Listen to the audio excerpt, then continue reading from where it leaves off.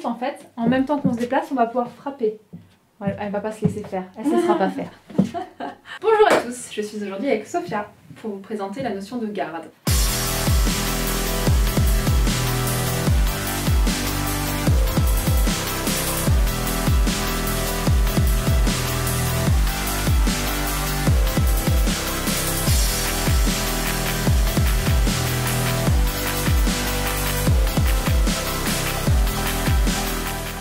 La garde en Amazon Training, elle est un petit peu différente des sports de combat, mais avant tout, une garde, c'est quoi?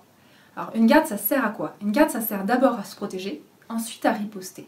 Et pour ça, il faut être stable. C'est pour ça qu'on va avoir deux choses à faire au niveau de ses jambes.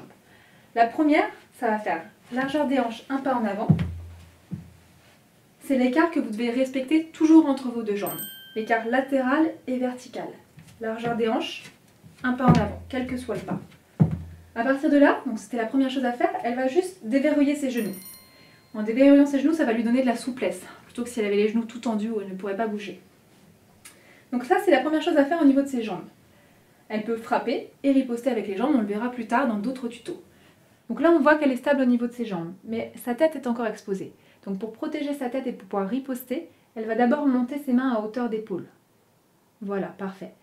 Et elle va essayer d'avancer sa main gauche, donc la main qui correspond à la jambe avant, un peu plus que la ligne des épaules. Voilà, parfait. Ça évite d'être complètement haut les mains.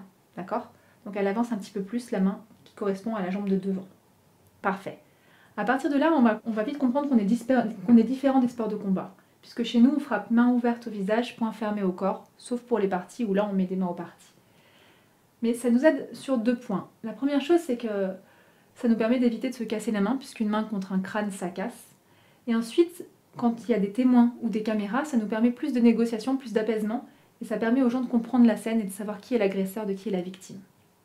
Donc là, elle a les jambes, largeur des hanches, un pas vers l'avant, déverrouillé, les bras montés, hauteur des épaules.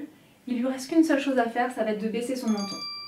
Voilà. Si on est trop droite, le menton, il peut facilement prendre un coup, à savoir que les coups qui arrivent dans la mâchoire sont souvent des gros coups qui peuvent donner des KO.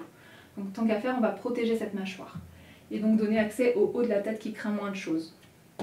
Là, elle est en position de garde. C'est à partir de là que tous les déplacements vont se faire. Pour aller plus loin, on peut s'entraîner à faire des déplacements en garde. Donc chez vous, vous pouvez être seul ou accompagné, peu importe. Si vous êtes accompagné, vous allez vous mettre l'une en face de l'autre. Et le but, c'est qu'on va se déplacer ensemble. Il y en a une qui mène la danse, je vais mener la danse, et elle va faire mon miroir.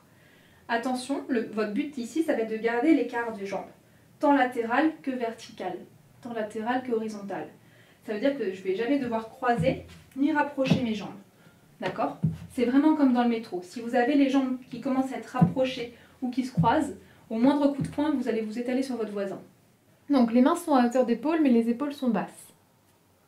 Et là, on se déplace et on ne perd pas ses mains. Ces mains-là, on va vite s'en rendre compte, en fait. En même temps qu'on se déplace, on va pouvoir frapper. Elle ne va pas se laisser faire, elle ne se laissera pas faire. Ça, c'est un premier exercice que vous pouvez faire seul, accompagné, ou vous pouvez répéter des millions de fois, on ne le fait jamais assez bien. Merci tout le monde d'avoir regardé nos vidéos, et vous nous retrouvez la semaine prochaine pour une deuxième vidéo tuto.